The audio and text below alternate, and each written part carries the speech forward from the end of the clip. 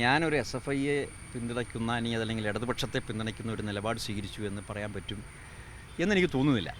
ഞാൻ ആകാം, അഭിപ്രായങ്ങൾ ആർക്ക് വേണമെങ്കിലും ആകാം. ഇപ്പം ഞാൻ നിങ്ങൾക്ക് എൻ്റെ തല കണ്ടാൽ മനസ്സിലാവും. ഞാനിപ്പോൾ തല മുട്ടയടിച്ചിരിക്കുന്നുണ്ട്. ഇത് 14 സ്റ്റിച്ച് എസ് എഫ് ഐക്കാർ അടിച്ചതാണ്. മനസ്സിലായില്ലേ? ഞാൻ KSU സംഘടനാ പ്രവർത്തന രംഗത്ത് നിൽക്കുമ്പോൾ എസ് എഫ് ഐക്കാർ ക്രിക്കറ്റ് ബാറ്റും ക്രിക്കറ്റ് സ്റ്റമ്പും വെച്ച് എന്നെ അടിച്ച് എന്നെ മർദ്ദിക്കുന്നത് കണ്ട ആളുകൾ പറഞ്ഞ് ഞാൻ മരിച്ചുപോയി എന്ന് വിചാരിച്ചു എന്നാണ്. മനസ്സിലായില്ലേ? അതുകൊണ്ട് എസ് എഫ് ഐയുടെ ഗുണവധികാരമൊന്നും എന്നോട് ആരും പറയേണ്ട കാര്യമൊന്നുമില്ല. എസ് എഫ് ഐ എന്താണെന്നും അവർ എത്രത്തോളം ഫാസിസ്റ്റ് നിലപാടുകളുമായി മുൻപോട്ട് പോകുന്ന സംഘടനയാണെന്നും ഒക്കെ എനിക്കറിയാം. ഇനി ഞാൻ MP ആയി പ്രവർത്തിക്കുന്നു. ഞാൻ യൂത്ത് കോൺഗ്രസിൻ്റെ സംസ്ഥാന പ്രസിഡൻ്റായി 7 വർഷക്കാലം പ്രവർത്തിച്ച ആളാണ്. സംഘടനാ പ്രവർത്തകരുടെ വികാരം എന്ത് എന്നുള്ളതിനെക്കുറിച്ചൊക്കെ എനിക്ക് നന്നായിട്ടറിയാം. നിങ്ങൾ ഇപ്പോഴും ഗൂഗിൾ സെർച്ച് ചെയ്ത് നോക്കൂ. ഇന്ത്യ രാജ്യത്ത് ഏറ്റവും കൂടുതൽ കേസിൽ പ്രതിയായിട്ടുള്ള MP ആരാണ്? നിങ്ങൾ നോക്ക്. ഞാൻ 2019 മത്സരിക്കുമ്പോൾ എൻ്റെ പേരിലുള്ള കേസുകളുടെ എണ്ണം, അത് ഞാൻ നമ്പറൊന്നും ഇവിടെ പറയുന്നില്ല, ഏതായാലും അത് ഒരു നല്ല നമ്പറാണ്. ഇന്ത്യ രാജ്യത്ത് ഏറ്റവും കൂടുതൽ കേസുള്ള MP ആരെന്ന് ചോദിച്ചു കഴിഞ്ഞാൽ അത് ഞാനാണ്. എന്തുകൊണ്ടുണ്ടായി? ഞാൻ സംഘടനാ പ്രവർത്തന രംഗത്ത് പ്രതിപക്ഷ പ്രവർത്തനങ്ങളുമായി മുൻപോട്ട് പോയതിൻ്റെ ഭാഗമായിട്ടുണ്ടായതാണ്. അതുകൊണ്ട് പ്രതിപക്ഷ പ്രവർത്തനങ്ങൾ, വിദ്യാർത്ഥി യുവജന സംഘടനാ പ്രവർത്തനം എങ്ങനെയാണ് എന്നുള്ളതിനെക്കുറിച്ച് എനിക്കറിയാം. ഞാൻ 56 ദിവസം ജയിലിൽ കിടന്നിട്ടുള്ള ആളാണ് KSUവിൻ്റെയും യൂത്ത് കോൺഗ്രസിൻ്റെയും കാലഘട്ടത്തിൽ. അപ്പോൾ അതുകൊണ്ട് ഈ ഒരു പശ്ചാത്തലത്തിലേക്ക് ഇത് കൊണ്ടുവരേണ്ടിയിരുന്നോ എന്നുള്ളത് ആ വിമർശനം ഉന്നയിച്ച ആളുകളാണ്. അത് ഞാൻ പറയാം. ഞാൻ പറയട്ടെ. കോൺഗ്രസിന്റെ ഭാരവാഹി അല്ലെങ്കിൽ അത് പ്രവർത്തിക്കുന്നു. ജിയോണ് 2022 മുതൽ പ്രവർത്തിക്കുന്നു.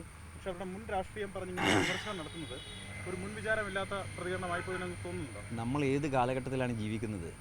ഞാൻ പറഞ്ഞു വരുന്നത്, ഇപ്പം ഞാൻ പറഞ്ഞു വെച്ചത് എന്തെന്ന് വെച്ചാൽ, ഞാൻ 2013 യൂത്ത് കോൺഗ്രസിൻ്റെ പ്രസിഡൻ്റ് ആകുന്നത്. ബഹുമാനപ്പെട്ട മുഖ്യമന്ത്രി ശ്രീ ഉമ്മൻചാണ്ടി സാറാണ്. മനസ്സിലായില്ലേ? അപ്പോൾ പിന്നീട് പ്രതിപക്ഷത്തേക്ക് വരുന്നത് 2016 2019 വരെയും ഞാൻ ആ സ്ഥാനത്തുണ്ട്. അപ്പോൾ ഭരണപക്ഷത്ത് നിൽക്കുമ്പോഴും പ്രതിപക്ഷത്ത് നിൽക്കുമ്പോഴും യുവജന വിദ്യാർത്ഥി സംഘടനാ പ്രവർത്തനം ഏത് രീതിയിലാകണം എന്നുള്ളതിനെക്കുറിച്ച് എനിക്ക് കാഴ്ചപ്പാടുണ്ട് എന്ന് പറയാൻ വേണ്ടിയിട്ടാണ് ഞാനിത് പറഞ്ഞു വെച്ചത്. ഇപ്പോൾ ഈ പറയപ്പെടുന്ന കാര്യത്തിൽ ഇപ്പോൾ മുഖ്യമന്ത്രി കോൺഗ്രസ് പാർട്ടിയുടെ മുഖ്യമന്ത്രിയാണ്. അപ്പോൾ അദ്ദേഹത്തോടൊരു അഭിപ്രായം തേടിയിരുന്നുവെങ്കിൽ ഒരു പക്ഷേ ഇങ്ങനൊരു വിവാദം ഉണ്ടാകുമായിരുന്നല്ലോ. ഇതേ പൊസിഷനിൽ സംസ്ഥാന അധ്യക്ഷ പദവിയിൽ ഇരുന്ന ഒരാളെന്നുള്ള നിലയിൽ ഞാനായിരുന്നെങ്കിൽ ഇങ്ങനെ ആയിരിക്കുമായിരുന്നില്ല. അത്രയും ഞാൻ പറഞ്ഞു വയ്ക്കുന്നു. അതിനപ്പുറത്തേക്ക് പറയാൻ ഞാൻ ആളല്ല. ഓരോ ആളുകൾക്കും ഓരോ ശൈലിയുണ്ട്. ഇപ്പം ഞാനായിരുന്നെങ്കിൽ ഇങ്ങനെ ആകുമായിരുന്നില്ല. എന്നെ അറിയാവുന്ന ആളുകൾക്കും അതറിയാം. അതിപ്പോൾ ആര് മുഖ്യമന്ത്രി എന്നുള്ളതല്ല. കോൺഗ്രസ് പാർട്ടിയുടെ മുഖ്യമന്ത്രിയാണ് എങ്കിൽ ഞാനായിരുന്നെങ്കിൽ ഇങ്ങനെ ആകുമായിരുന്നില്ല. അതവിടെ അവസാനിച്ചു.